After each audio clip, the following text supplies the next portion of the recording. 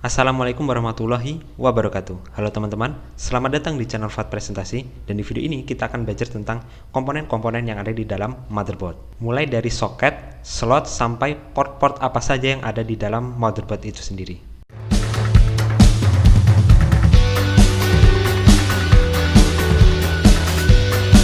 Oh iya, video ini juga sekaligus sebagai tugas perkuliahan organisasi dan arsitektur komputer Universitas Muhammad Arsyad Al-Banjari, Banjarmasin. Dan perkenalkan, nama saya M. Fuadi Aziz Muri dengan NPM 196308448. Mari kita mulai. Unit yang akan saya contohkan di sini adalah dari brand Asus dengan tipe Prime H310M-A R2.0. Untuk informasi lebih lanjut, teman-teman bisa cek di link website yang ada di layar atau bisa teman-teman cek di deskripsi video ini. Kita mulai dari form factornya terlebih dahulu. Ukurannya adalah MATX atau Mini ATX, jadi ini adalah motherboard tipe yang kecil, tidak terlalu makan space di dalam casing CPU.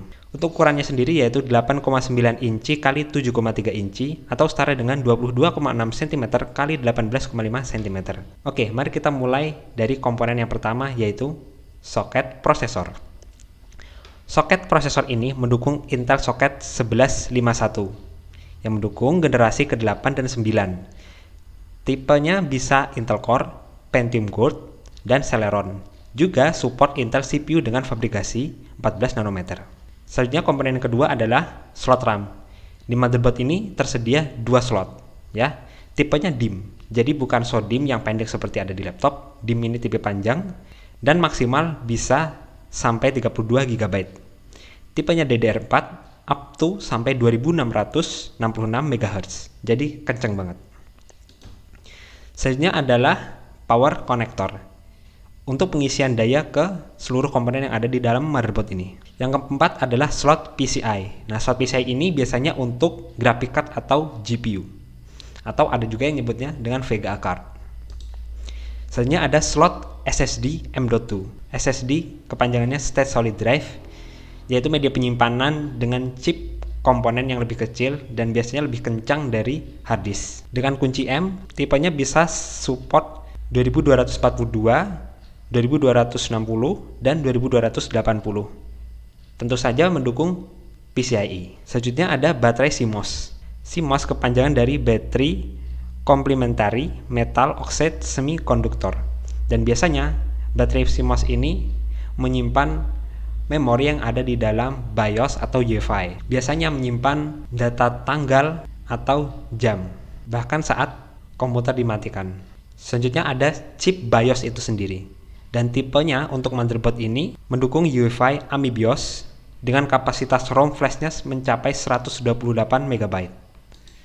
Selanjutnya ada 4 konektor SATA yang support sampai kecepatan 6 GB per detik. Jadi ini kenceng juga. Teman-teman bisa menambahkan 4 hard disk di sini atau 4 SSD dengan tipe konektor SATA. Selanjutnya yang di bagian bawah ada konektor front USB atau 2 USB bagian depan di CPU nantinya. Dan ini mendukung 3.1 Gen 1. Selanjutnya di sebelah kiri ini ada beberapa konektor I/O atau port input output. Kita mulai dari atas. Yang pertama ini ada 2 konektor PS2 atau PS2.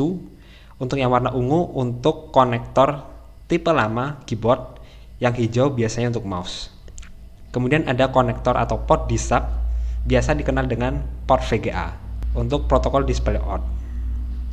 Selanjutnya ada display out juga dengan tipe port HDMI.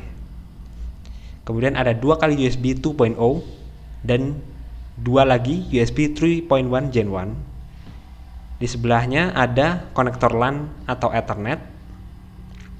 Yang terakhir ada 3 audio jack dengan warna merah, hijau, dan biru. Baik, itu dia teman-teman. Kita sudah mengenal tentang slot, port, dan soket dari motherboard. Terima kasih telah menonton video ini. Saya Fuad undur diri dan sampai jumpa di video selanjutnya.